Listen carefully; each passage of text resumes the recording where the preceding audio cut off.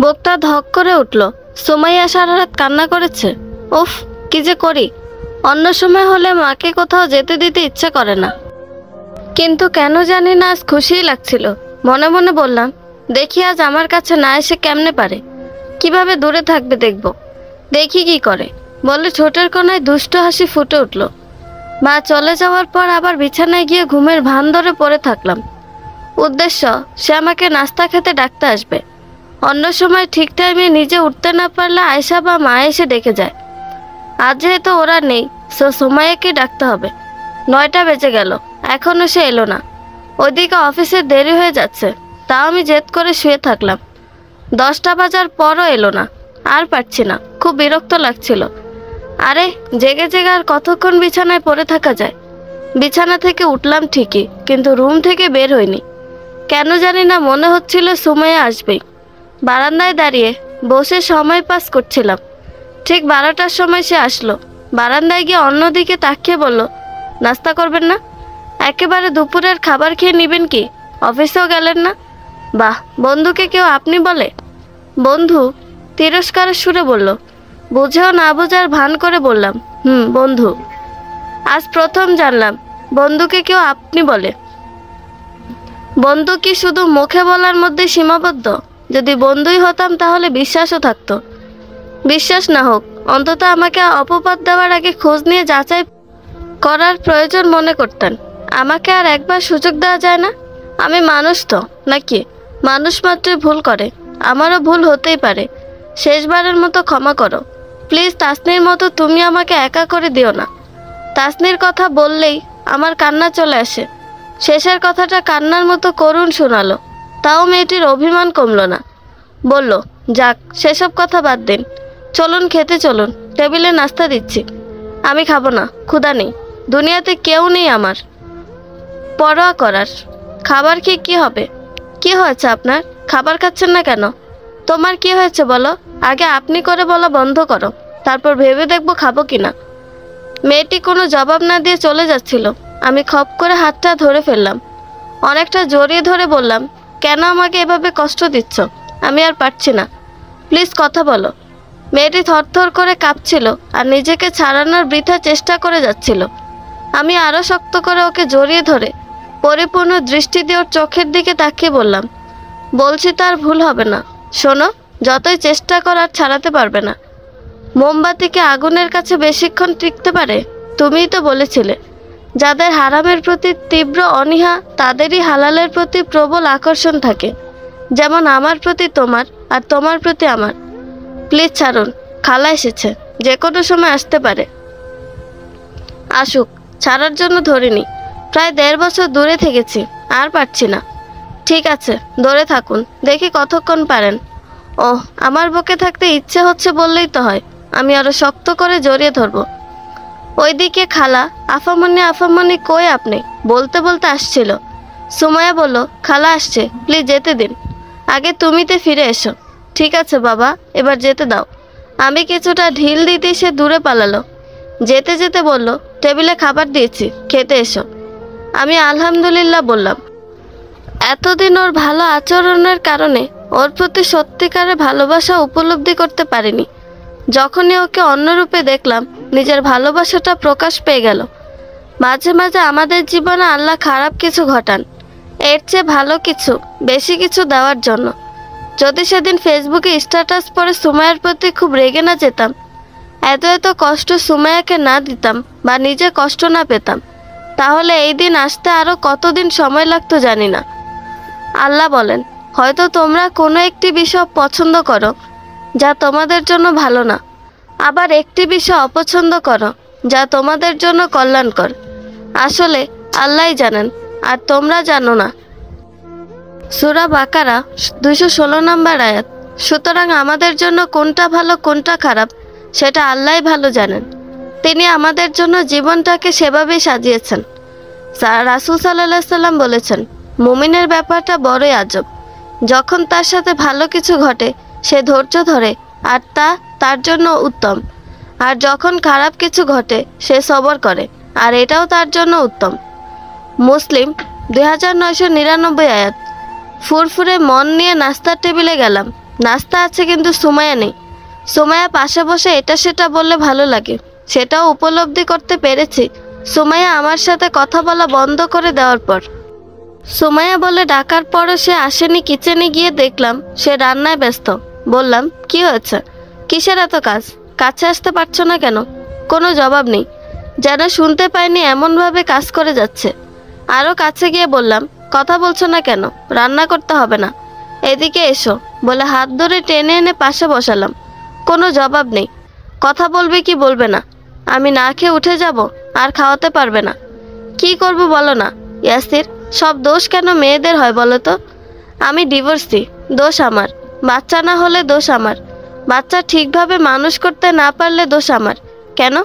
তোমাকে বিয়ে করতে রাজি হয়েছি, দোষ আমার। তাস্তিকে বেশি ভালোবাসো, সেখানেও দোষ আমারই কেন? তাস্তির সাথে কাটানোর স্মৃতিগুলোতেও আমাকে ঢুকতে দিবে না, কারণ আমি যে দোষী। ইয়াসির আর নিতে পারছি না। এসব ভেবে ভেবে খুব কষ্ট হচ্ছে। বুঝলাম মেয়েটির মনে এখনো এক বুক কষ্ট ভরা অভিমান জমা হয়ে আছে। নরম স্বরে বললাম, আর ভুল হবে না। তাস্তির প্রতি ভালোবাসার কারণে তোমার প্রতি অনেক অবিচার করেছি, আর ভুল হবে না। এবার অনুপরিমাণও শোধ করে দিব।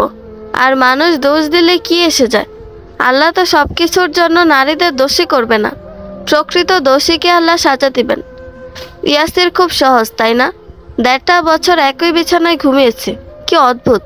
তুমি আমাকে ছুঁয়েও দেখোনি। আমারও তো ইচ্ছে হতো স্বামীর সোহাগ পেতে, আমারও ইচ্ছে হতো জড়িয়ে ধরে ঘুমাতে। আমরা খুব ভালো বন্ধু হয়েছি, কিন্তু আমাদের মাঝখানের বালিশের দেয়াল সরেনি। এখন কি করব বলো? বলে দুষ্টু করে একটু হাসলাম আর ধীরে ধীরে মেয়েটির দিকে এগিয়ে যাচ্ছিলাম। সুমাইয়া সমস্ত অভিমান ভুলে মিষ্টি হেসে দৌড়ে পালাতে গিয়ে আর পেরে ওঠেনি। ঠিক বুকের মাঝখানে জড়িয়ে নিলাম। খানিকটা অভিমান করে বললাম, এতদিন এই অধিকার নিয়ে আমার কাছে আসোনি কেন? বালিশের দেয়াল সরাওনি কেন? যদি বেহায়া উপাধি পেতে হয় তাহলে এখন কেন? জানি না। সুমু আয়শা বাসায় একা একা বোর হয়ে যায়। আয়শার জন্য একটা খেলার সাথী দরকার। আমার আবার বাচ্চাদের নিয়ে খেলতে ইচ্ছে হচ্ছে। প্রেগনেন্ট বউকে যত্ন করতে ইচ্ছে হচ্ছে। মেয়েটি লজ্জায় গুটিসুটি হয়ে আমার বুকে মুখ লুকালো, শক্ত করে আমাকে জড়িয়ে ধরলো আর অঝরে চোখ দিয়ে অশ্রুর বন্যা বয়ে যাচ্ছিল। আমি বাধা দিইনি। মেয়েটি কাঁদুক, মনকে হালকা করুক। অনেক সহ্য করেছে, এবার ওর খুশি হওয়ার পালা। এবার আমার সুমুকে আল্লাহ খুশিতে ভরিয়ে দিবেন। কিছুদিন পরে জানতে পারি সুমাইয়া প্রেগনেন্ট। আমার মায়ের আয়েশার খুশির সীমানা ছিল না। মা পাগলের মতো খুশি হয়েছিল। মা বুঝতে পেরেছে তার ছেলে অনেক ভালো আছে। তাসনিকে খুব মনে পড়ছিল, সাথে একটু ভয়ও পেয়েছে। তাসনি প্রেগনেন্ট হওয়ার কারণেই তো তাকে হারিয়েছে। সুমো ঠিক তাসনির মতো করেই বলতো, আমি যদি হারিয়ে যাই তুমি আমার বাচ্চা দুইটিকে দেখো, কষ্ট পেতে দিও না। খুব রাগ করেছিলাম, সাথে ওর প্রতি যত্ন কেয়ারও বেড়ে গিয়েছিল। মা আর আমি সুমুকে বিছানা থেকে নামতে দিতাম না। নিয়ম করে খাবার খাওয়ানো, ওষুধ খাওয়ানো, বিকালে কিছুক্ষণ হাঁটা, সবই আমি তদারকি করতাম। মনে হতো ওয়াশরুমে গেলেও যদি ওকে পাহারা দিয়ে থাকতে পারতাম। ভয় হতো কিছুক্ষণের চোখের আড়ালটা যদি ভয়ানক বিপদ ডেকে আনে, সুমুর কিছু হয়ে যায়। রাতে একটু হুক করে উঠলেই কেমন জানি জেগে যেতাম।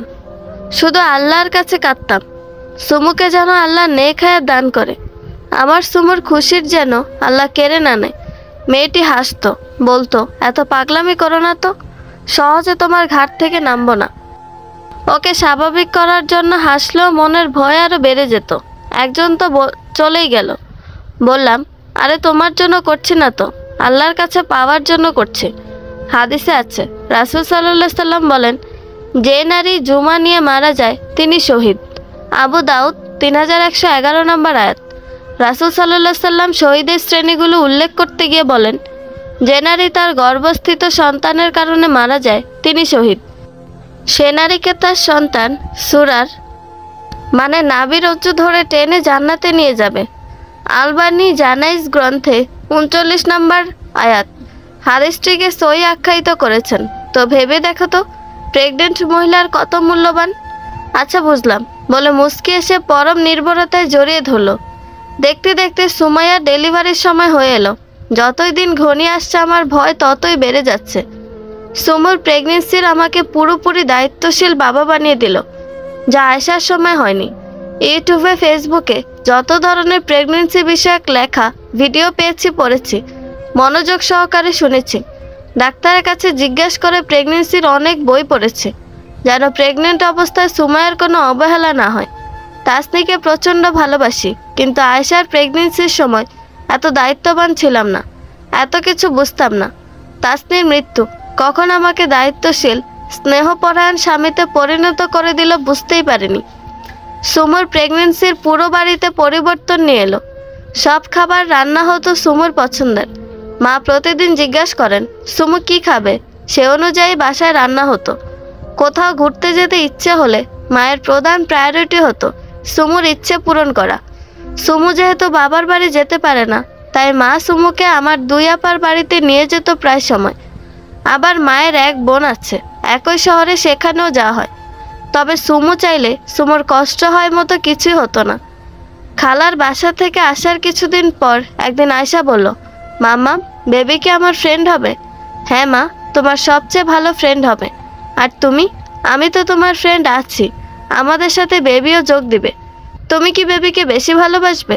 না তো, আমি দুইজনকে বেশি ভালোবাসবো, আদর করব। বরং আমি আয়শা মামুনিকে একটু বেশিই ভালোবাসবো, কারণ আয়শা মাম্মামকে বেশি ভালোবাসে। তুমি মিথ্যা বলছো মাম্মাম, আমিও ওদের পাশেই ছিলাম, ওদের কথা শুনছিলাম। আয়শার কথা হঠাৎ কৌতূহলী হয়ে মনোযোগ দিলাম। সুমু এতক্ষণ আদরের সাথে কথা বলল, হঠাৎ সিরিয়াস হয়ে আমার দিকে ফিরে তাকালো।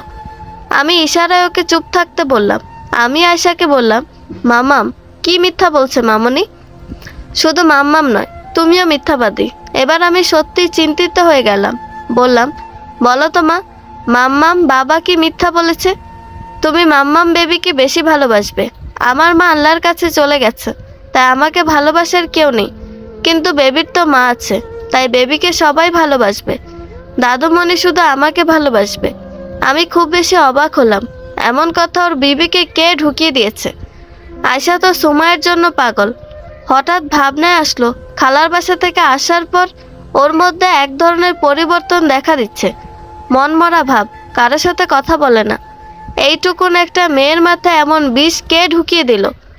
আয়শাকে কাছে টেনে বললাম, আয়শা হলো আমার জান। যে আমার আয়শাকে কষ্ট দিল, সে যেন আমাকেই কষ্ট দিল। আচ্ছা মা, এগুলো তোমাকে কে বলেছে?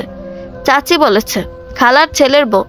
সুমাইয়া ওকে কিছু একটা বলার জন্য কাছে টেনে নিতেই আয়শা এক ঝটকা দিয়ে সুমাইয়াকে ফেলে দিয়ে চলে গেল। বুঝতে পারলাম সামনে অনেক বড় এক পরীক্ষা অপেক্ষা করছে। মা এই ব্যাপারে বলার পর মা আর কোনোদিন খালার বাসায় যাবে না বলে প্রতিজ্ঞা করলো। কিন্তু তাও আয়শার আচরণে কোনো পরিবর্তন এলো না, বরং দিন দিন সুমাইয়ার প্রতি রূঢ় হয়ে যাচ্ছিল। সুমাইয়ার ডেলিভারি ডেটের আর 5 দিন বাকি। সুমাইয়াকে মাথা আসছে দিচ্ছিলাম, হঠাৎ আয়শা এসে চৌ মেরে চিরুনিটা নিয়ে গেল। খুব কষ্ট পেলাম। আয়শা সুমাইয়া দুইজনই আমার কলিজা, এদের ছাড়া আমার জীবন ভাবতেই পারি না। হে আল্লাহ, আমি এই পরিস্থিতি কিভাবে সামাল দেব? বললাম, আয়শা মা আমার এমন করছো কেন? তোমার মাম্মাম অসুস্থ, মাম্মাম কষ্ট পাবে। এটা আমার মাম্মাম, নো নেভার। এটা সৎমা। সৎমা কখনো আপন হয় না, সে তার বাচ্চাকে বেশি ভালোবাসবে। তুমিও মাম্মামকে বেশি ভালোবাসো। মাম্মামকে খাবার খাইয়ে দাও, চুল আঁচড়ে দাও, ধরে ধরে হাঁটাও, ফল কেটে খাওয়াও। আজ পর্যন্ত আমাকে কিছু করেছ? বলো বলো, করেছ? সব দাদুই করেছে। আমি খুব বেশি আশ্চর্য হয়ে আয়শার দিকে তাকিয়ে আছি, যেন কথা বলার শক্তিটুকু হারিয়ে ফেলেছে। এইটুকু একটা মেয়ে, মাত্র 7 বছর রানিং, সে কিভাবে এমন কথা বলতে পারে? আমার বাসায় ওকে এসব কথা বলার কেউ নেই, এসব শুনলো কিভাবে? খুব ঠান্ডা মাথায় বললাম, মা তোমাকে এসব কে বলেছে? স্কুলে সবাই বলে। মাম্মামকে যখন বাসায় এনেছিল তখনও সবাই বলেছিল। সবাই আমাকে মাথায় হাত বুলিয়ে দেয়, কিন্তু আমার কারো আদর লাগবে না, শুধু আমার বাবার আদর লাগবে। আমার বাবাকে আমি কারো সাথে শেয়ার করতে পারবো না, না বেবির সাথে, না মাম্মামের সাথে। বলে সাইড টেবিল থেকে পানি ভর্তি গ্লাস নিয়ে সুমুর মুখে এক প্রকার ছুঁড়ে মেরে চলে গেল। সুমু বেচারি ব্যাবাচেকা খেয়ে উঠে গেল। সুমুকে জড়িয়ে ধরে ওর হাতে হাত রেখে বললাম, তুমি কষ্ট পেও না, সব ঠিক হয়ে যাবে। মেয়েটি হাসার চেষ্টা করে বলল, না না, ইয়াসির কষ্ট পাবো কেন? আয়শা আমার মেয়ে, আমি ওকে সঠিকটা বোঝাবো ইনশাল্লাহ, আমি পারবো। ও ছোট, বোঝে না। আমি আমার ভালোবাসা দিয়ে ওকে প্রমাণ করব আমি সৎ নই। ওর শৈশব আমি নষ্ট হতে দিব না, তুমি চিন্তা করো না। আল্লাহ তো আছেন, তিনি ঠিকই ব্যবস্থা করে দিবেন। সুমু, আমি ব্যর্থ। আমি না পেরেছি মেয়েকে সঠিকটা শেখাতে, না পেরেছি তোমাকে সবার ভালোবাসায় ভরিয়ে দিতে। না না ইয়াসির, তুমি ব্যর্থ নও, হয়তো কিছুটা ভুল হয়েছে। এতদিন মায়ের ওপর সব ছেড়ে না দিয়ে নিজেরও কিছু দায়িত্ব পালন করা উচিত ছিল। হয়তো ভুল এইটুকুই, প্রভাব বেশি হয়ে গেছে। আয়শা যতই কিছু বলুক, তুমি ওর উপর রাগ করবে না। আয়শার ব্যাপারটা আমার উপর ছেড়ে দাও। যতই সুমু আশ্বাস দিক, আমি নিজেকে কিছুতেই বোঝাতে পারছি না কেন এমন হচ্ছে। একদিকে সুমাইয়ার ডেলিভারি, অন্যদিকে আয়শা। একদিকে সুমাইয়াকে ফিরে পাবো কিনা সেই দুশ্চিন্তায় আমার পাগলের মতো অবস্থা, অন্যদিকে আয়শাকে নিয়ে। সেদিন রাতেই ডেটের 5 দিন আগে সুমুর পেন ওঠে। মা আগে থেকে সব গুছিয়ে রেখেছে। আমি সুমুকে নিয়ে চলে যাওয়ার জন্য রেডি হচ্ছিলাম। সুমু বলল, আয়শাকে একটু ডেকে দাও। আবার আয়শা যদি খারাপ আচরণ করে তুমি কষ্ট পাবে। কষ্ট পাবো কেন? আমার সন্তান ভুল করলে ওকে সঠিক পথে নিয়ে আসার দায়িত্ব আমার। সন্তানের কথায় মা কষ্ট পেতে পারে না, সন্তানকে শুধরানোর চেষ্টা করে যেতে হয়। আচ্ছা ঠিক আছে, আমি যাচ্ছি। আয়শা আসতে চাচ্ছিল না। অনেক বোঝানোর পর আয়শাকে সুমুর কাছে দিয়ে আমি কাপড় চোপড় গোছানোর ভান ধরে একটু দূরে ডিভানের কাছে দাঁড়িয়ে থাকলাম। সুমাইয়া আয়শাকে জোরে ধরে বলল, আয়শা, তুমি জানো আমারও মা নেই, ঠিক তোমার মতো। যেদিন থেকে তোমাকে পেয়েছিলাম তোমাকে মা ভেবেছি। আজও তুমি আমার মা। মনে মনে বলতাম, তোমার ভালোবাসার মধ্যে আমি মা হারানোর কষ্ট ভুলে থাকবো এবং তোমাকেও কখনো কষ্ট পেতে দিব না। বুঝতে পারছো মা? যারা তোমাকে এসব পচা কথা বলেছে তারা কখনো তোমার বাসায় এসে তোমাকে ভালোবাসতে পারবে না। আমার বেবি আসলো, তুমি আমার বড় মেয়ে। কিছুক্ষণ পর হাসপাতালে চলে যাব, জানি না আবার ফিরবো কিনা। হয়তো তোমার তাসনিমায়ের মতো আল্লাহর কাছে চলে যাব। যদি আর না ফিরি, তুমি আমার বেবিকে দেখে রাখিও। তুমি যে বড় আপু হয়ে যাবে। স্পষ্টই বুঝতে পারছিলাম আয়শার কণ্ঠে কান্না, রোধ করার চেষ্টা করছে। আর আমার বুকের ভেতরটা ছিঁড়ে দুমড়ে মুচড়ে উঠে গলায় কিছু একটা দলা পাকিয়ে যাচ্ছিল। কান্না আসতে চেয়েও থেমে যায়। চোখের জল গড়িয়ে পড়ছিল না, কিন্তু বুকের ভেতর এক বুক তৃষ্ণা নিয়ে হাহাকার করে উঠছিল। ইচ্ছে হচ্ছিল সুমুকে জড়িয়ে ধরে বলি, আমি আছি, তোমার কিচ্ছু হবে না। আমার আল্লাহ আছেন। হে আল্লাহ, আর পরীক্ষা করো না, ধৈর্য ধরা কঠিন হয়ে যাবে। সুমু আয়শাকে জড়িয়ে ধরে আবার বলল, বলো না মা, আমি তোমাকে কোনো কষ্ট দিয়েছি? আয়শা চুপ, কোনোদিন কষ্ট দিব না। যদি মনে হয় মাম্মাম তোমাকে কম ভালোবাসতেছি, তবে সেই মুহূর্ত থেকে মাম্মামকে আড়ি দিও। তুমি আমার জান, তোমার বাবারও। না না, তুমি বেবি আসলে বেবিকে বেশি ভালোবাসবে। না তো, আমি আমার আয়শাকে বেশি ভালোবাসবো ইনশাল্লাহ, যদি ফিরে আসি। তুমি দোয়া করিও মাম্মাম যেন তোমার কাছে আবার ফিরে আসে। বলে সুমু আয়শাকে জড়িয়ে ধরে কান্নায় ভেঙে পড়ল। আমি নিজেকে আর রোধ করতে পারিনি, ওদের দুইজনকে জড়িয়ে ধরলাম। ইয়া আল্লাহ, আমার ছোট্ট এই বাগানটি এভাবেই পূর্ণ রেখো। আয়শাও আলতো করে সুমুকে জড়িয়ে ধরল। দেখে কিছুটা শান্তি পেলাম। হাসপাতালের বারান্দায় আমি, আয়শা, মা অপেক্ষায় আছি। সুমুকে অপারেশন থিয়েটারে নিয়ে যাওয়া হয়েছে। এই প্রথম আয়শাকে খুব চিন্তিত দেখাচ্ছে। বারবার মাকে জিজ্ঞেস করে যাচ্ছে, মাম্মাম কখন আসবে, বেবি কখন আসবে। আর আমার মন আল্লাহর কাছে প্রচণ্ড আকুতি নিয়ে অপেক্ষায়। হ্যাঁ, সুমু ফিরে এসেছিল, কিন্তু আমাদের বেবি ফিরে আসেনি। অপারেশনের পর ডাক্তার যখন এসে বলেছিল, দুঃখিত, আপনার ছেলেটাকে বাঁচাতে পারিনি, কিন্তু মা সুস্থ আছে। আমি আলহামদুলিল্লাহ বলেছিলাম। আমার সুমু তো আছে, কিন্তু হৃদয়ের রক্তক্ষরণ রোধ করা খুবই কষ্টকর হচ্ছিল। খুব আশা, স্বপ্ন নিয়ে অপেক্ষায় ছিল সে। তাকে কি জবাব দিব? তাকে সামলানো আমার জন্য খুব কষ্টকর হবে। হে আল্লাহ, শক্তি দিও। তুমি আমার সুমুকে এত বেশি ভালোবাসো যে পরীক্ষা শেষই করছো না। সহ্য করার শক্তিটুকু তাকে দিও। মা এসে কাঁধে হাত রাখতে বাঁধ ভাঙা কান্নায় ভেঙে পড়লাম। ছেলেদের কান্না মানায় না, কিন্তু কি করব, আমাদের ইমান এত স্ট্রং নয়। সুমোর মতো সর্বাবস্থা আলহামদুলিল্লাহ বলার শক্তি অর্জন করতে পারিনি। মা আমাকে যতই সান্ত্বনা দিচ্ছে, আমার কান্নার বেগ ততই বেড়ে যাচ্ছিল। ও মা, বলো না, আমি সুমুকে কি বলবো? সে জ্ঞান ফিরলে বাচ্চা চাইবে, আমি কিভাবে তাকে সামলাবো? সেই কেন বারবার এত পরীক্ষার সম্মুখীন হচ্ছে? কারণ সুমাইয়া পবিত্র, মুত্তাকি, তাকে আল্লাহ বেশি ভালোবাসে, তাই সে বেশি বেশি পরীক্ষার সম্মুখীন হচ্ছে। চিন্তা করিস না, খুব শীঘ্রই তার পরীক্ষা শেষ হবে। মা আমাকে সান্ত্বনা দিল, আমি স্পষ্ট বুঝতে পারছিলাম। মায়ের কণ্ঠে কান্না গলা পর্যন্ত এসে থেমে গেছে। মাগো, কিভাবে শীঘ্রই তার পরীক্ষা শেষ হবে বলো না? ডাক্তার তো বলেই দিয়েছে আরও 5 বছর বাচ্চা নিতে পারবো না। ওই খোদার ওপর বিশ্বাস কর, যার পক্ষে কোনো কিছু অসম্ভব নয়। হঠাৎ বোনদের আর দুলাভাইদের কথা মনে পড়ে গেল।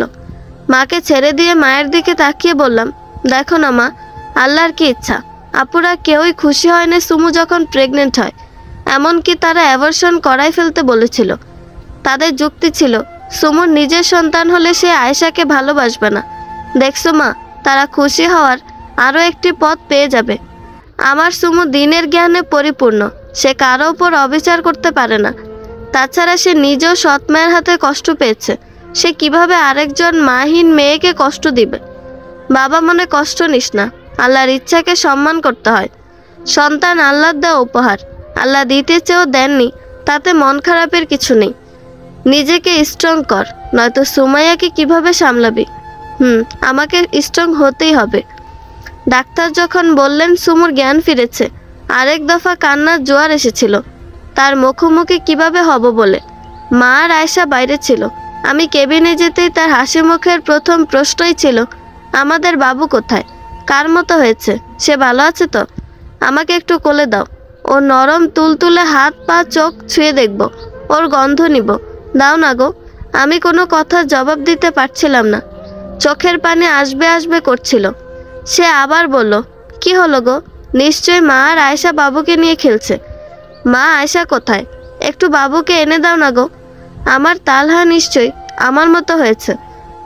8 মাসে একটা আল্ট্রাসাউন্ড পরীক্ষা হয়, বাচ্চার পজিশন বা সব কিছু ঠিক আছে কিনা দেখার জন্য। আল্ট্রাসাউন্ড পরীক্ষায় যখন ছেলে হবে তখনই মাকে নিয়ে নাম নির্ধারণ করে রেখেছিলাম। বেহেশতে সুসংবাদপ্রাপ্ত সাহাবীর নামে আমাদের ছেলের নাম রাখবো, তালহা। আর আল্লাহর প্রিয় নামের সাথে লাগিয়ে আব্দুল্লাহ আল তালহা।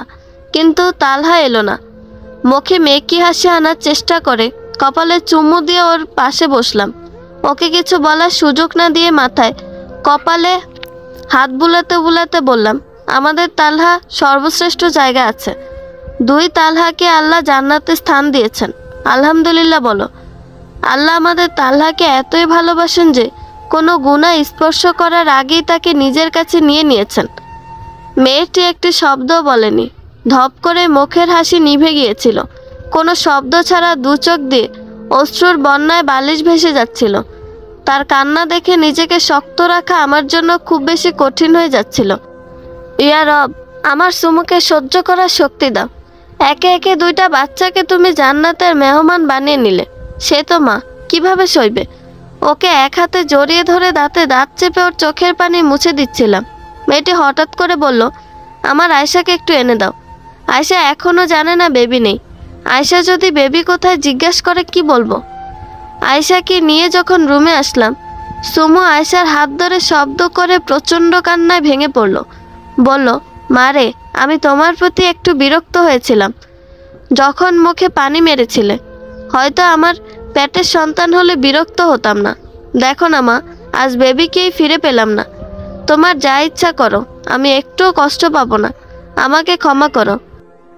এই কঠিন সময় একমাত্র মা নিজেকে স্ট্রং রেখে সুমাইয়াকে সামলে নিল। মা বলল, মারে, পাগলের মতো এসব কি বলছিস? তুই মানুষ তো মা। সব মানুষের হিংসা, ঈর্ষা, পরশ্রীকাতরতা, অহংকার আছে, কিন্তু সে আল্লাহর কাছে প্রিয় যে আল্লাহর কাছে এসব মানবিক ত্রুটিগুলো থেকে পানাহা যায়। আর তুই তো আমার স্ট্রং মা। এর চেয়ে কঠিন সময় তুই হাসি মুখে পার করেছিস, আলহামদুলিল্লাহ বলে। কারণ ওইটা আল্লাহর পক্ষ থেকে পরীক্ষা ছিল, আর এটা তো আল্লাহ তোর জন্য মঙ্গল রেখেছেন। তুই দেখিস, আল্লাহ শীঘ্রই তোর শূন্য হাত পূরণ করে দিবে। জানিস তো, আমি প্রথম 3টা সন্তান হারানোর পর তোর বড় আপাকে সুস্থ পেয়েছিলাম। সুমুকে যেদিন বাড়িতে এনেছি, আহা, মেয়েটার দিকে তাকাতে পারছিলাম না। তালহার জন্য কেনা কাপড়, বালিশ, এগুলো ধরে ধরে শুধু অজরে চোখের অশ্রু জড়িয়েছিল। বুঝতে পেরেছিলাম আমাকে আরো অনেক বেশি স্ট্রং হতে হবে। ওকে সামলানোর জন্য বললাম, এমনিতে আমার ভালোবাসা 2 ভাগ হয়ে গেছে। আয়শা 1 ভাগ নিয়ে গেছে, তার উপর বেবি আরেক ভাগ বসাতো। এখন তোমার সব ভালোবাসা আমার। মেয়েটি চকিত আমার দিকে তাকিয়ে চোখে জল নিয়ে হাসলো, কিন্তু সে হাসি কান্নার চেয়েও করুণ।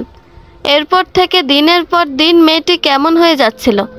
যখন আমি বা মা খাবার খাইয়ে দিতাম খেয়ে নিত, নয়তো বিছানার এক পাশে তাকিয়ে নীরবে চোখের জল ঝরাতো। এমনকি গোসলেও যেত না, কোনো মতো ওয়াশরুমে ঢুকিয়ে দিলে দরজা লক করতো না। ঘন্টা পার করে দিত পানির দিকে তাকিয়ে। ধীরে ধীরে গোসল করানোর দায়িত্বটুকু আমিই নিয়ে নিলাম। মাঝে মাঝে বারান্দায় গিয়ে তাসনির গাছগুলোর সাথে কথা বলে, বিড়বিড় করে কি বলে বোঝা যায় না। এমন একটা অবস্থা হয়েছিল সুমু আমার সান্নিধ্যেও আনইজি ফিল করত। তবে সব কিছুর মধ্যে একটা জিনিস পজিটিভ ছিল, তার নামাজের ওয়াক্ত সে ভোলেনি। আজান হলে নামাজে যেত, কিন্তু অজু ছাড়া। অজু করিয়ে দিতে হতো। আবার নামাজও 3 রাকাতের জায়গায় 2 রাকাত পরেই মোনাজাত ধরত। বেশ বুঝতে পারছিলাম সে দিন দিন মানসিক রোগীতে পরিণত হয়ে যাচ্ছিল। হে আল্লাহ, কি করব? এত বেশি পরীক্ষা দিও না যেন ধৈর্য ধরা কঠিন হয়ে যায়। মেয়েটি সুখ কি জিনিস পায়নি। সুখের মুখ দেখার আগে সে আবার হারিয়ে ফেলল। ভেতর থেকে আওয়াজ আসলো, এবার তোর পরীক্ষা। এতদিন সে দিয়েছে, এখন তুই পরীক্ষায় জয়ী হ। আল্লাহ প্রদত্ত স্ত্রীর হক আদায় কর, দেখি তোর ধৈর্য কতটুকু। আমার বুঝতে দেরি হয়ে গিয়েছিল এটা আমারই পরীক্ষা ছিল। গুগলে সার্চ দিয়ে সাইকিয়াট্রিস্টের সাথে যোগাযোগ করলাম। নির্দিষ্ট তারিখে সুমুকে নিয়ে যেতে বলেন, কিন্তু সুমু বাইরে যাওয়ার ব্যাপারে প্রচণ্ড রকমের অনীহা প্রকাশ করলো। শুধু বলল, বাইরে গেলেই তো তালহাকে হারিয়ে ফেলবো। এতদিন কোথাও যায়নি, তালহা ছিল। বাইরে যাওয়ার পরেই তো তালহা ছাড়াই আসতে হলো। খুব ঠান্ডা জবাব। কি করব বুঝতে পারছিলাম না। একদিন তার ইচ্ছার বিরুদ্ধে যখন তাকে গোসল করিয়ে কাপড় পরাচ্ছিলাম, এত জোরে একটা থাপ্পড় মেরেছিল, কিছুক্ষণ দুনিয়া ঘুরছিল এমন মনে হয়েছিল। জানি না এত শক্তি কিভাবে পেল, কিন্তু কিছুক্ষণ পর শান্ত হওয়াতে চেঞ্জ করতে পেরেছিলাম। তার ইচ্ছার বিরুদ্ধে তাকে নিয়ে যাওয়া সম্ভব নয়। মা আয়শাকে নিয়ে এসে বলল, মা রে, তুই ডাক্তারের কাছে না গেলে, সুস্থ না হলে আয়শাকে কে দেখবে বল? আমি এই আছি, এই নেই। আয়শা তো তোকে ছাড়া অচল। বলতো, এতদিন আয়শাকে কে খাবার দিচ্ছে, কে পড়াচ্ছে? আমিও যে বিছানা থেকে উঠতে পারি না।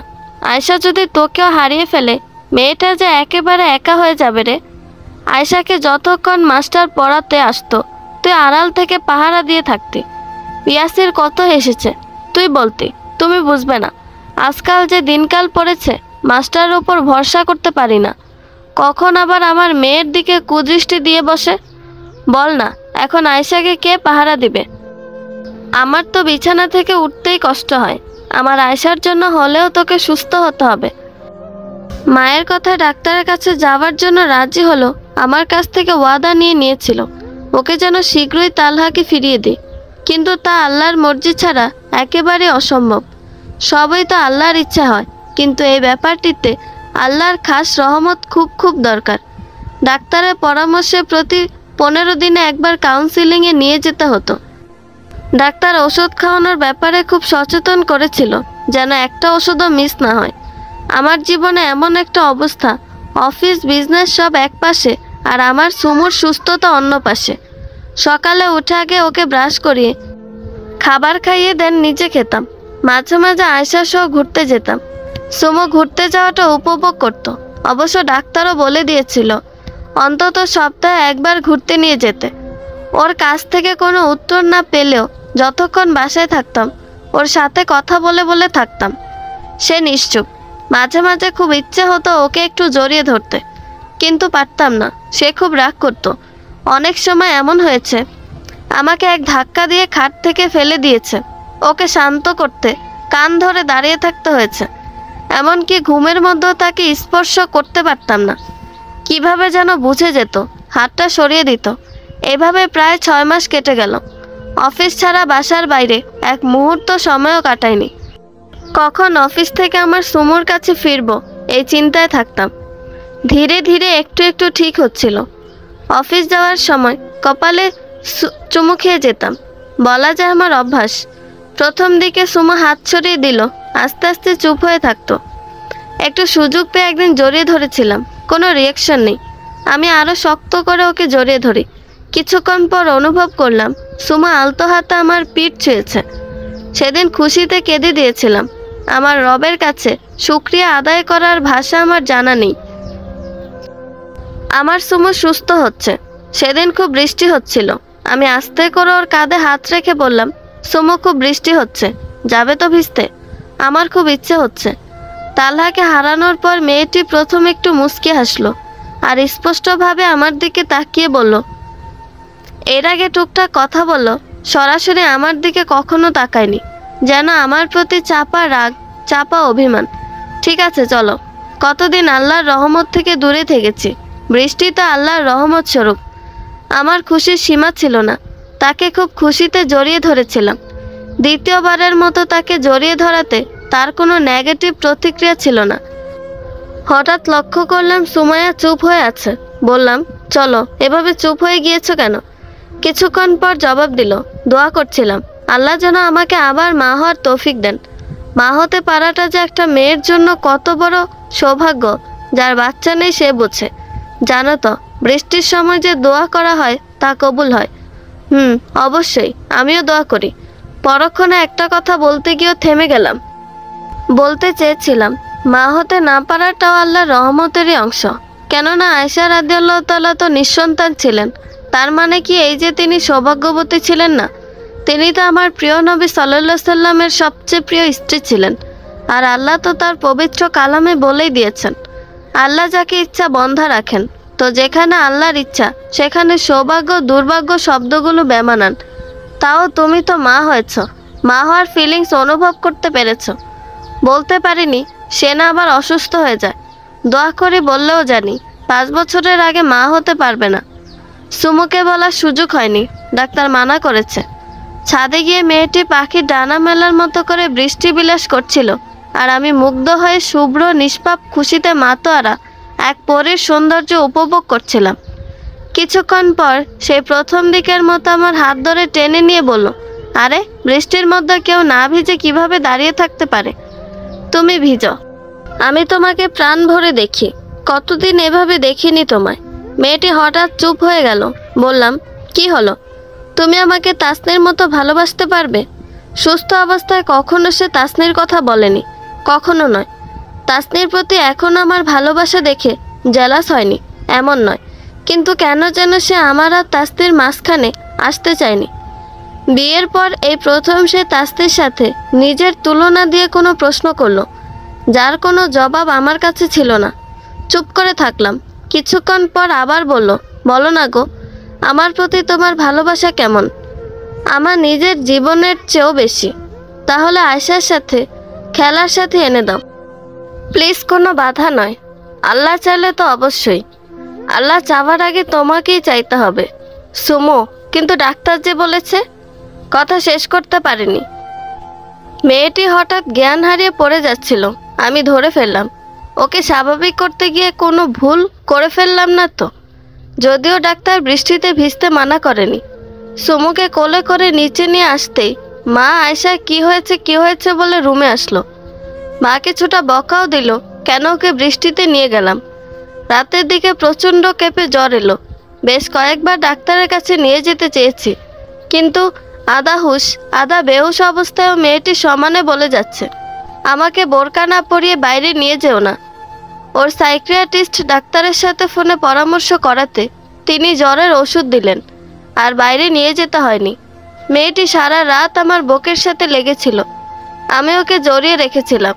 ওর জ্বরের তাপে আমি ঘেমে পুরো ভিজে গিয়েছিলাম। শেষ রাতের দিকে হয়তো আমার ঘুম এসেছিল। ঘুম থেকে জেগে দেখি মেয়েটি খুব কাছ থেকে এক দৃষ্টিতে আমার দিকে তাকিয়ে আছে। এত কাছ থেকে ওর নিঃশ্বাসের শব্দ আমি পাচ্ছিলাম। হঠাৎ ওর দিকে চোখ পড়তেই কিছুটা লজ্জা পেল মনে হলো। বললাম, কি জ্বর ভালো হয়ে আমাকে বদনজর দিবে নাকি? এভাবে শকুনের মতো কি দেখছো? আমার ভালোবাসাকে। বাবা, এত ভালোবাসা হঠাৎ হঠাৎ কেন হবে? তোমার প্রতি আমার ভালোবাসা তো সবসময় এমনই ছিল। আচ্ছা আয়শা, মা কোথায়? চলো না আমরা হানিমুনে যাই। ম্যাডাম তো দেখি রোমান্টিক মুডে। জ্বর হলে বুঝি মানুষ রোমান্টিক হয়ে যায়? তা নয়, কোথাও যাওয়া হয়নি, তাই মা আয়শাকে নিয়ে যেতে ইচ্ছে হচ্ছে। ঠিক আছে, জো হুকুম মহারানী। তুমি আরেকটু সুস্থ হও ইনশাআল্লাহ আগামী সপ্তাহে। মা আয়শাকে বললাম। মা বেশ খুশি হলো। কেন জানি না আয়শাকে তেমন খুশি মনে হলো না। আমি আয়শাকে কোলে নিয়ে বললাম, মামনি তুমি কি অন্য কোথাও যেতে চাও? তুমি যেখানে বলো সেখানেই হবে। না না বাবা, অন্য কোথাও কেন হবে? মাম্মাম খুশি তো আমরাও খুশি। এর পরের দিন আমি অফিস থেকে একটু আগেই ফিরছিলাম। মা বুয়াকে নিয়ে হয়তো ছাদে। আমি সুমোর রুমের দরজার কাছে যেতেই আয়শাকে বলতে শুনলাম, তুমি আসার পর থেকে এই ঘরে সব তোমার ইচ্ছাতেই হয়। বাবাও সেই কবে তোমার হয়ে গেছে। এখন দাদুও তুমি যা চাও তাই করে। কেন মাম্মাম, কেন? তুমি আসার পর কেন আমার গুরুত্ব কমে গেল? সুমোর ওপর প্রেশার পড়বে ভেবে আয়শাকে চুপ করানোর জন্য আমি রুমে যেতে যাচ্ছিলাম। সেই মুহূর্তে সুমো বলে উঠল, তুমি যদি না চাও আমরা যাব না মা। বাবা তোমারই আছে, তোমারই থাকবে। শুধু তোমার পাশে আমাকে একটু জায়গা করে দিয়েছে। ও, তুমি বাবাকে বলে দিবে। বাবা আমাকে ভুল বুঝবে, আমার প্রতি মুখ ফিরিয়ে নিবে। তাই তো চাচ্ছ তুমি, তাই না? অবশ্য বললে বলো, বাসার কেউ তোমার কথা বিলিভ করবে না। আচ্ছা ঠিক আছে, এখন যাও এখান থেকে। বলে সুমু চুপ হয়ে গেল। আয়শা আবার বলল, জানি তো মামা, তুমি আমাকেও বশ করে চুপ করিয়ে রাখবে, বাবাকেও। বাড়ির সবাইকে তোমার ইশারায় নাচাবে, যেমনটা ছোট ফুফু বলেছে। তোমার ছোট ফুফু ঠিকই বলেছে। আমি সবাইকে ভালোবেসে একসাথে থাকতে চাই, কারণ আমি তোমাদের সবাইকে ভালোবাসি, আর তোমাকে একটু বেশি ভালোবাসি। সুমু খুব দৃঢ়তার সাথে কথা বলল। কান্নায় কণ্ঠ রোধ হয়ে গেল।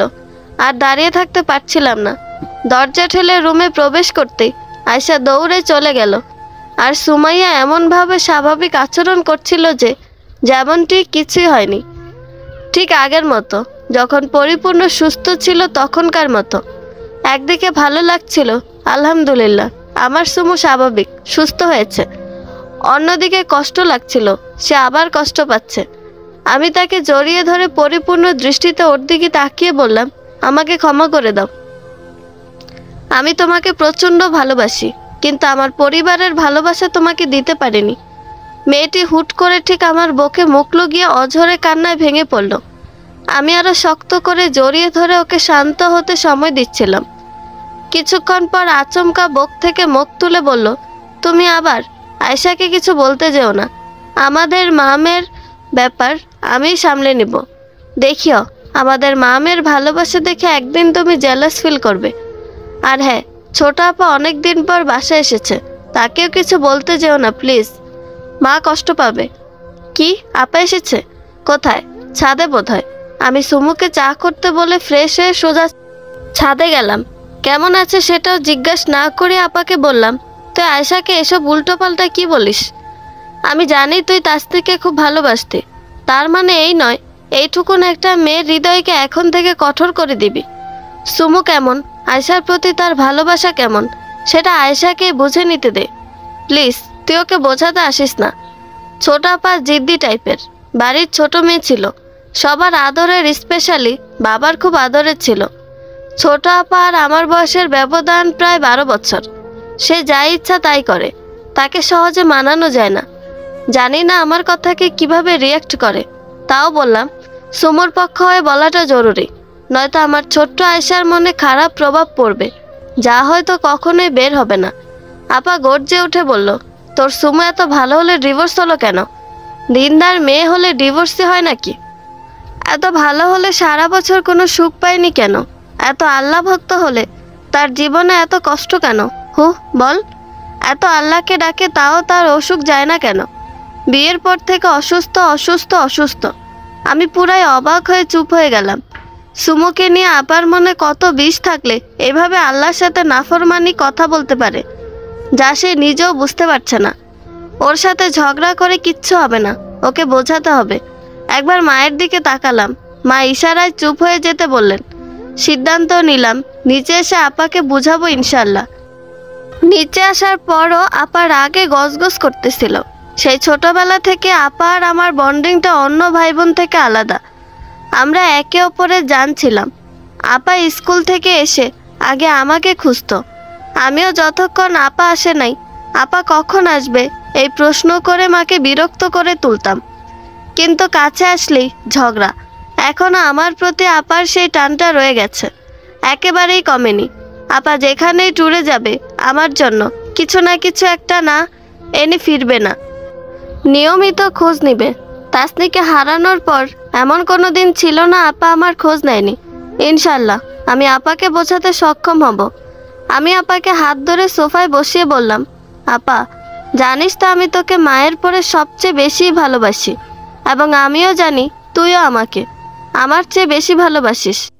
ভালোবাসার কথা তুই বলিস না, আমার প্রতি তোর বিন্দুমাত্র ভালোবাসা থাকলে কালকের ওই মেয়েটির জন্য আমার সাথে এভাবে কথা বলতি না। আপা মেয়েটি বড্ড অসহায় রে।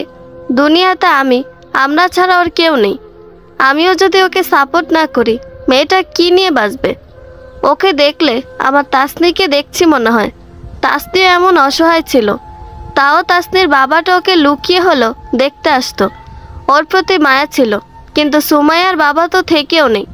আচ্ছা সেসব বাদ দে, তোকে একটা হাদিস শোনাই, হয়তো তুই জানিস। আয়েশা রাদিয়াল্লাহু তাআলা বলেন, রাসূল সাল্লাল্লাহু আলাইহি সাল্লামের চেয়ে বেশি রোগ যন্ত্রণা ভোগকারী অন্য কাউকে দেখিনি। বুখারী 5646 আয়াত। দেখতো আপা, দিনদার হলেই যে অসুস্থ হবে না এমন নয়, বরং যে যত দিনদার সে তত বেশি কষ্ট পাবে, সেই তত বেশি পরীক্ষার সম্মুখীন হবে। আর সে কষ্টটুকু সহ্য করতে পারবে বলেই আল্লাহ তাকে এসবের সম্মুখীন করেন। আল্লাহ বলে, আল্লাহ কাউকে তার সাধ্যের বাইরে কোনো বোঝা চাপিয়ে দেন না। আল বাকারা 286 নম্বর আয়াত। আর সবচেয়ে বড় কথা হলো, অসুস্থতা কষ্টের মাধ্যমে আল্লাহ আমাদের গুনাহ ক্ষমা করে দেন। যাদের ভালোবাসেন তাদেরই গুনাহ ক্ষমা করে দেন, আর যাদের গুনাহের মধ্যে রেখে দিতে চান তাদেরকে কখনো বিপদ আপদ দুঃখ কষ্ট স্পর্শ করে না। তাদের গুনাহের শাস্তি কিয়ামত পর্যন্ত রেখে দেন। জানিস তো ফেরাউনের নাকি কোনো দিন অসুস্থ হয়নি, তো হয়নি এমনকি কখনো জ্বর পর্যন্ত ওঠেনি। হাদিসে এসেছে, রাসূল সাল্লাল্লাহু আলাইহি সাল্লাম উম্মুল মুসাইয়াবের রাদিয়াল্লাহু তাআলার কাছে গিয়ে বললেন, তোমার কি হয়েছে হে উম্মুল মুসাইয়াব, কাঁদছো কেন? তিনি বললেন, ভীষণ জ্বর, একে আল্লাহ বর্ধিত না করুন। তখন তিনি বললেন, তুমি জ্বরকে গালমন্দ করো না, কেননা জ্বর আদম সন্তানের পাপ রাশি মোচন করে দেয়, যেভাবে হাপড় লোহার মরিচিকা দূরীভূত করে। মুসলিম 6464 নম্বর আয়াত। সুতরাং অসুস্থতা ও বিপর্যয় আল্লাহর পক্ষ থেকে আমাদের জন্য রহমত স্বরূপ। অসুস্থতা বিপদ মুসিবতের একটি গুরুত্বপূর্ণ ভালো দিক হলো এগুলো আমাদের গুনাহ মাফের জন্য এক শক্তিশালী প্রতিষেধক। কোনো রোগীকে দেখতে গেলে বা কারো অসুস্থতা শুনলে রাসূল সাল্লাল্লাহু আলাইহি সাল্লাম যে দোয়া পড়তেন, লা বাসা তুহুরুন ইনশাআল্লাহ, অর্থাৎ কোনো ক্ষতি নেই, আল্লাহ যদি চান তো রোগটি গুনাহ থেকে পবিত্রকারী হবে। বুখারী 3616 নম্বর আয়াত। দেখ কত সুন্দর দোয়া। এখানেও রোগকে গুনাহ মাফের কারণ বলা হয়েছে। একদা সাদ বিন আবি ওয়াক্কাস রাদিয়াল্লাহু তাআলা রাসূল সাল্লাল্লাহু আলাইহি সাল্লামকে জিজ্ঞেস করেন, হে আল্লাহর রাসূল, দুনিয়াতে সবচেয়ে বেশি বিপদগ্রস্ত কে? উত্তরে রাসূল সাল্লাল্লাহু আলাইহি সাল্লাম বলেন, পৃথিবীতে সবচেয়ে বেশি বিপদগ্রস্ত হলেন নবীগণ, তারপর যারা তাদের নিকটবর্তী, অতঃপর যারা তাদের নিকটবর্তী। মানুষকে তার দিন অনুযায়ী পরীক্ষা করা হয়। দিনী অবস্থান মজবুত হলে পরীক্ষা কঠিন হয়, দিনী অবস্থান দুর্বল হলে পরীক্ষাও শিথিল হয়। মুসিবত মুমিন ব্যক্তিকে পাপশূন্য করে দেয়। একসময় দুনিয়াতে সে নিষ্পাপ অবস্থায় বিচরণ করতে থাকে। তিরমিজি 2398 আয়াত, ইবন মাঝা 4023 আয়াত, সহি জামে 992 আয়াত। রাসূল সাল্লাল্লাহু আলাইহি সাল্লাম আরও বলেন, কোনো মুসলিমের প্রতি যে কোনো কষ্ট আসুক না কেন, চাই সেটা অসুস্থতা বা অন্য যে কোনো কিছুই হোক, আল্লাহ সেটা দ্বারা তার গুনাহসমূহ এমনভাবে ঝেড়ে দেন যেমনিভাবে গাছ তার পাতাসমূহ ঝেড়ে ফেলে। বুখারী শরীফ। আর আপা জানিস তো সুস্থতাও আল্লাহর পক্ষ থেকে অনেক বড় নিয়ামত। সুস্থতার জন্য আল্লাহ শুকরিয়া আদায় করার পাশাপাশি অসুস্থ ব্যক্তির প্রতি সহানুভূতিশীল হতে হবে এবং তার জন্য দোয়া করতে হবে, কারণ কাউকে চরম অসুখী করতে আল্লাহর সময় লাগে না। তোর আরেকটা কথা, এত দিনদার হলে ডিভোর্সি হলো কেন? উম্মুল মুমিনিন হযরত জায়নাব রাদিয়াল্লাহু তাআলা ছিলেন ডিভোর্সি। যদি ডিভোর্সি মেয়েরা পাপী হতো বা সব ডিভোর্সিরা নিজেদের দোষের কারণে ডিভোর্সি হতো, তাহলে প্রিয় নবী সাল্লাল্লাহু আলাইহি সাল্লাম এবং অসংখ্য সাহাবী ডিভোর্সি বিয়ে করতেন না। আর আল্লাহ যা করেন মানুষের মঙ্গলের জন্যই করেন, সেটা ডিভোর্সই হোক না কেন। হয়তো প্রাথমিকভাবে সেখানে কল্যাণ দেখা না গেল, তাতেও অবশ্যই আল্লাহ কল্যাণ রেখেছেন। যেমন সুমুর ডিভোর্সেও আমার আর আয়েশার জন্য কল্যাণ রয়েছে আল্লাহ চাইলে। দেখ না আপা, আমাদের সমাজে ডিভোর্সি মানে মেয়েটিই খারাপ, চাই সে দিনদার মেয়েই হোক না কেন। একটা মেয়ের অন্য হাজারো গুণ আছে, সে সবগুলোই বাদ পড়ে যায় শুধু একটি কারণে, মেয়েটি ডিভোর্সি। অথচ ডিভোর্সি বিয়ে করা সুন্নাহ। তাছাড়া আপা, কিছু মনে করিস না, আজ তুই স্বামী সন্তান নিয়ে আলহামদুলিল্লাহ অনেক সুখী। কাল যে তোর এই সুখী সংসারটা তোর চোখের সামনে অন্যের হবে না, তার কোনো নিশ্চয়তা আছে? নেই। ভবিষ্যৎ সম্পর্কে একমাত্র আল্লাহই ভালো জানেন। বা আমার মেয়ের জীবনে হবে না, তারও কোনো নিশ্চয়তা নেই। আপা হঠাৎ চমকে উঠল, আমার দিকে ঘুরে আমাকে কিছু বলতে যাচ্ছিল। এমন সময় সুমাইয়া এসে আপার পাশে বসলো। আমার বেডরুম আর লিভিং রুম একদমই পাশাপাশি। এই রুমে স্বাভাবিক কথাও ওই রুমে শোনা যায়। আমি আপা দুইজনই চুপ। বুঝতেই পারিনি সে আমাদের সব কথা শুনতে পেয়েছে। বলল, আপা, জীবনে কখনো সুখ পাইনি। আলহামদুলিল্লাহ, আমি তাতেও খুশি, কারণ এটা আমার রবের ইচ্ছা। জীবনে প্রথম আপনার ভাই আয়েশাকে নিয়ে সুখী হওয়ার স্বপ্ন দেখতেছি। বিশ্বাস করুন, আজ পর্যন্ত আমি আয়েশাকে সৎ মেয়ে ভাবিনি। আলহামদুলিল্লাহ, ইনশাআল্লাহ ভবিষ্যতেও ভাবব না। যদি কখনো ভুলেও আমার মনে আয়েশার প্রতি সৎমা সূচক কোনো কিছু এসে যায়, সেজন্য আল্লাহর কাছে সবসময় পানা চাচ্ছি প্রতিনিয়ত। আর মা, সেটা আমার কাছে নিজের মায়ের চেয়েও বেশি। আমি কখনো মায়ের স্নেহ পাইনি। এই মায়ের কাছেই যে ভালোবাসা পেয়েছি তা আমার কাছে অমূল্য। আর আপা, তোমাদের দুইজনকেই আমি বড় আপা মনে করেছি, কারণ আমি বোনের স্নেহ যে পাইনি। প্লিজ আপা, আমাকে আয়েশা, মা আর দুই বোনকে নিয়ে সুন্দর ভালোবাসাময় পরিবার পেতে সাহায্য করো। প্লিজ আপা, দয়া করো, আমার সুখকে ভেঙে দিও না। প্লিজ আপা, আমার সুখের সংসারের স্বপ্ন ভেঙে দিও না। প্লিজ প্লিজ বলে মেয়েটি ফ্লোরে বসে আপার পা ধরে কান্নায় ভেঙে পড়ল। আমার দু চোখও ভিজে এলো, কিন্তু আমি তাকে ফ্লোর থেকে তুলিনি। আমি অপেক্ষা করে আছি আপা নিজের ভুল বুঝে সুমুকে বকে টেনে নিক। আপাকে আপার ইগো বাধা দিল। কিছুক্ষণ পর ঠিকই সুমুকে সোফায় বসিয়ে সুমুর দুই হাত ধরে বলল, আমাকে ক্ষমা করে দিস বোন। আমি তাসনিকে খুব ভালোবাসতাম, তার জায়গায় তোকে মেনে নিতে পারিনি রে। নিজের জেদের কাছে এটাও বুঝতে পারিনি তোর কাছে ইয়াসিরের সুখ। আয়েশা এতদিন মায়ের স্নেহ থেকে বঞ্চিত থেকেছে, এখন আয়েশার মায়ের স্নেহ পাওয়ার পালা। আর তোরও ইয়াসিরের ভালোবাসা। কি রে, তোর এই অবুঝ বোনটাকে মাফ করতে পারবি তো? পারবি তো আল্লাহর কাছে আমার জন্য ক্ষমা চাইতে? সুমু কিছুটা মন খারাপ করে বলল, কিন্তু আপা, আয়েশা। সুমু কথা শেষ করতে পারেনি। আপা বলল, ওইসব আমার উপর ছেড়ে দে। তাদের ভালোবাসা দেখে আমি খুশিতে দুইজনকে জড়িয়ে ধরলাম। বললাম, ছোট আপা, তাই তো তোকে আমি এত ভালোবাসি। তোর জেদ বেশি, কিন্তু তোর মনটা মোমের মতো নরম। হয়েছে হয়েছে, আর ভালোবাসা দেখাতে হবে না, এগুলো সুমাইয়ের জন্য বাঁচিয়ে রাখ। সুমু বলে উঠল, আপা, দোয়া করো শীঘ্রই যেন আল্লাহ আমাকে আয়েশার খেলার সাথে দান করেন। মুহূর্তে আমার মনটা খারাপ হয়ে গেল। সেদিন রাতে আমি যখন মায়ের রুম থেকে নিজের রুমে আসলাম, পুরো রুম অন্ধকার, এর মধ্যে এক অন্যরকম পাগল করা মোহনীয় সুগন্ধি।